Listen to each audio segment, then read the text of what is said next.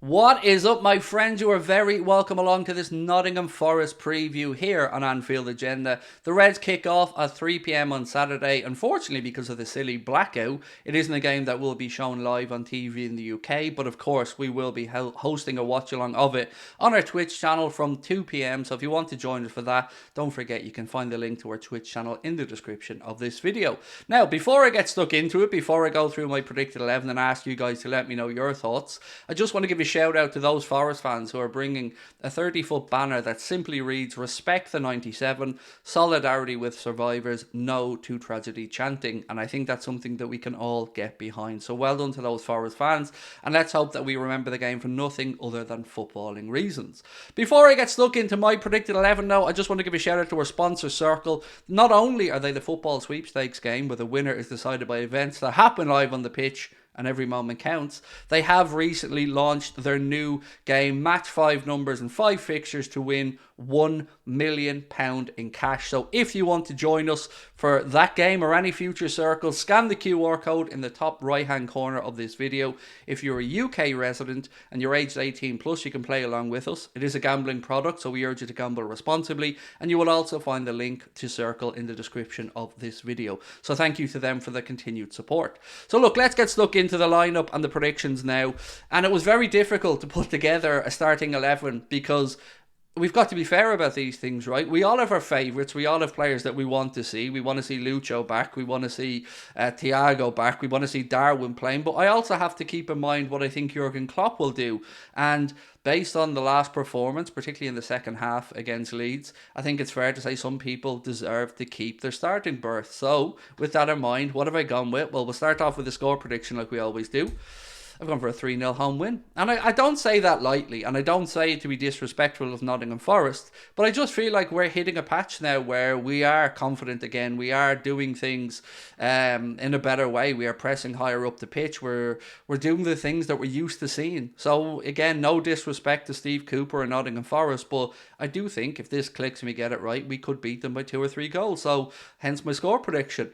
Now it's the big question. Who plays? Who doesn't play? What do I think? Now, I want to point out, the 11 that I'm going to give you guys now is the 11 I think Klopp will go with. It isn't the 11 that I would pick, but this is the 11 that I think Jurgen Klopp will take to the pitch. Now, one thing to keep in mind is Fabinho is walking a bit of a tightrope right now. If he picks up one more yellow card before the end of Liverpool's 32nd game, then he can be out for the next 2 games, meaning he could miss the games against West Ham and against Spurs. So he's got to be very, very careful in this one. We know he loves to pick up a yellow card. He's on 9 at the minute, so we do need to keep that in mind as we watch the game unfold.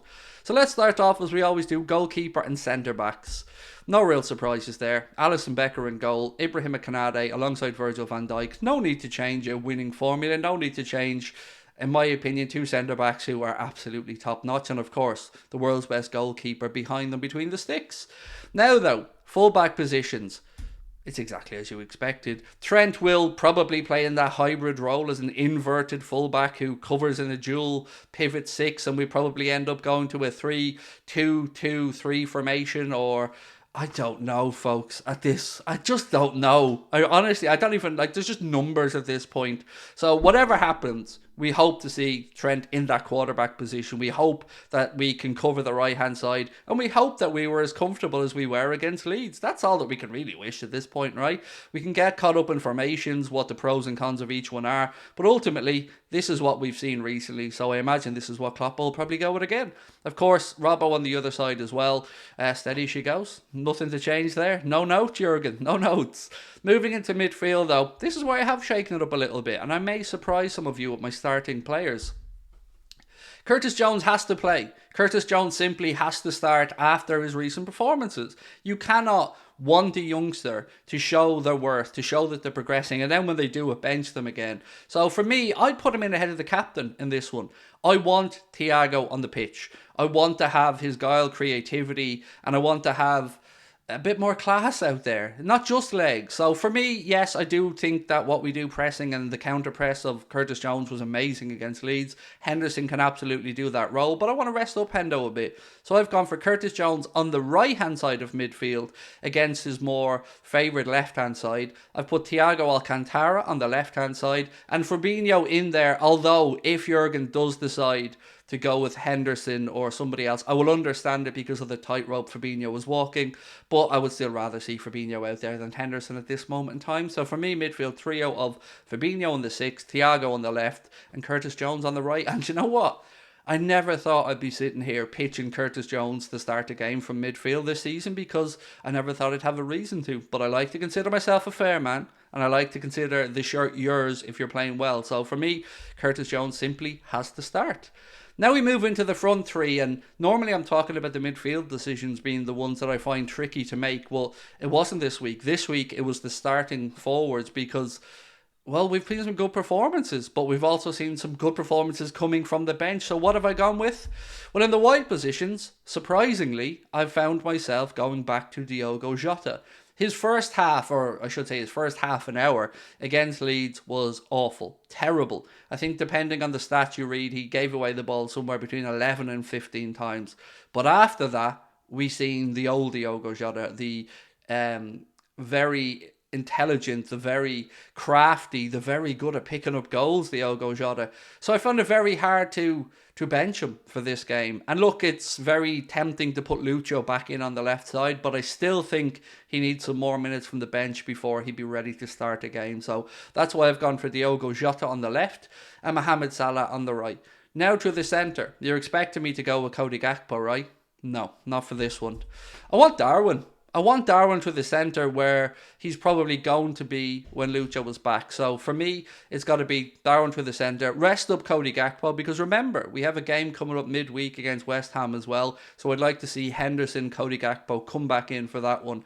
So yeah, it's going to be Diogo Jota on the left, Mohamed Salah on the right and Darwin through the centre. That's what I think Kloppo will go with. But then again, what the hell do I know? Let me know if you agree or disagree in the comment section. I think that's a fairly balanced 11 for me, but I'm sure other people will like to see the likes of Henderson, maybe Harvey Elliott in there.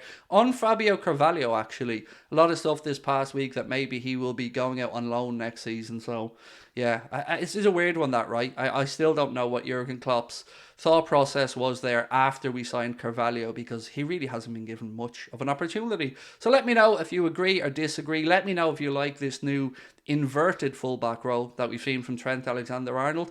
And most importantly, let me know if you think top four is still possible. I have to say, I think we've left it a bit too late. Even if we win all our games, end up on 71 points, I think that still leaves us a little bit shy. But I think we will get a Europa League place next season, which I guess is the best consolation if you miss out in the Champions League. So 2 o'clock on Saturday. We will be live on Twitch. Hope to see you with us for the game. If you're going to want to watch it yourself, well, you've got to get a little bit creative. And don't forget that our friends at Circl have that match 5 numbers win up to £1 million.